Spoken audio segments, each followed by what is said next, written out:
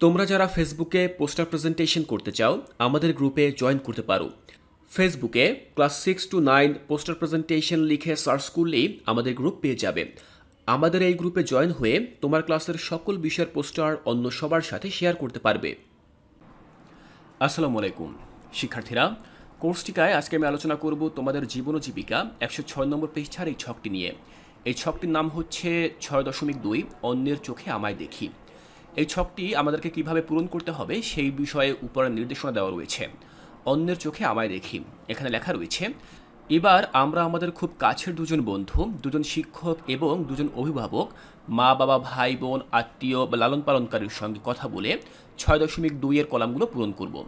তাদের সঙ্গে কথা বলে নিজেই লিখবে, লেখা শেষে তাদের স্বাক্ষর নেবে। তো দেখো, এখানে মূলত আমরা কি পূরণ করব? অন্যের চোখে আমায় দেখি, অর্থাৎ অন্যরা আমাকে ঠিক কীভাবে দেখেন, কিভাবে মূল্যায়ন করেন, সেটি মূলত আমাদেরকে এই ঘরে লিখতে হবে। তো চলো দেখে নিচ্ছি যে কিভাবে আমরা এই কাজটি করতে পারি। শিক্ষার্থীরা খেয়াল করো, আমরা ঠিক এভাবে ছকটি তৈরি করলাম। এরপরে প্রথমে আমরা দেখে নেব বন্ধুর চোখে আমি।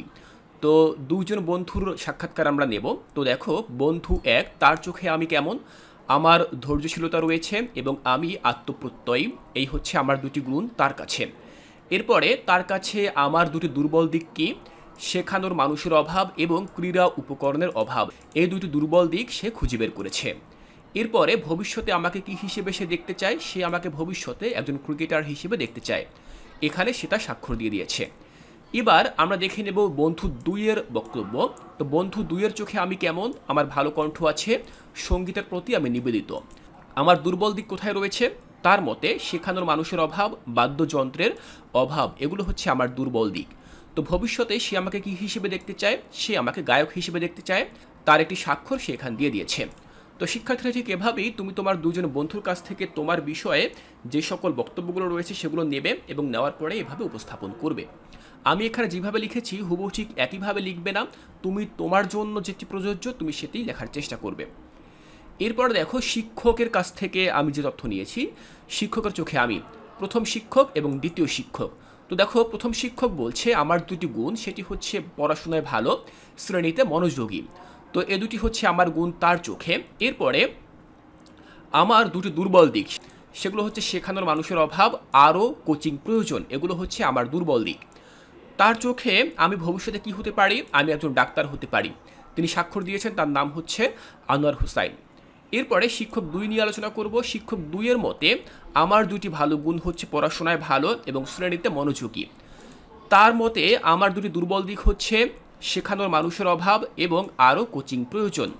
তার মতে আমি ভবিষ্যতে যেটি হতে পারি সেটি হচ্ছে শিক্ষক, এবং তিনি এখানে স্বাক্ষর দিয়েছেন মিসেস সঞ্জিদা। তো আমরা শিক্ষককেও দেখে নিলাম। এরপরে আমরা দেখে নেব অভিভাবকের চোখে আমি। তো আমার প্রথম অভিভাবক, তিনি বলেছেন যে তার চোখে আমার দুটি গুণ, সেটি হচ্ছে সৃজনশীলতা এবং কর্মতৎপরতা। তার কাছে আমার দুটি দুর্বল দিক কি? শেখানোর মানুষের অভাব এবং আরও কোচিং প্রয়োজন। এবার দেখো, তাদের চোখে আমি ভবিষ্যতে কি হতে পারি? আমি ইঞ্জিনিয়ার হতে পারি।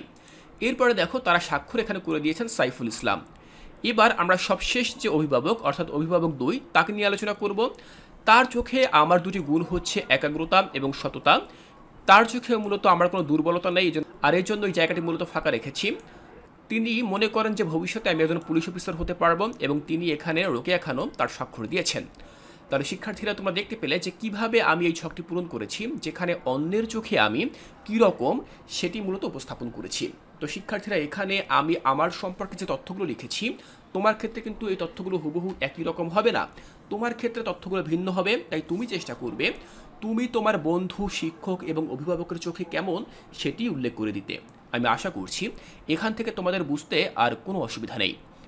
এর পরবর্তী ক্লাসে আমি তোমাদের জীবন জীবিকা মূল বই থেকে পরবর্তী যে একক কাজটি রয়েছে এই কাজটির সমাধান নিয়ে আলোচনা করব। তাই এর পরবর্তী ক্লাসটি দেখার আমন্ত্রণ জানিয়ে আজকের এই ক্লাসটি এখানেই শেষ করছি।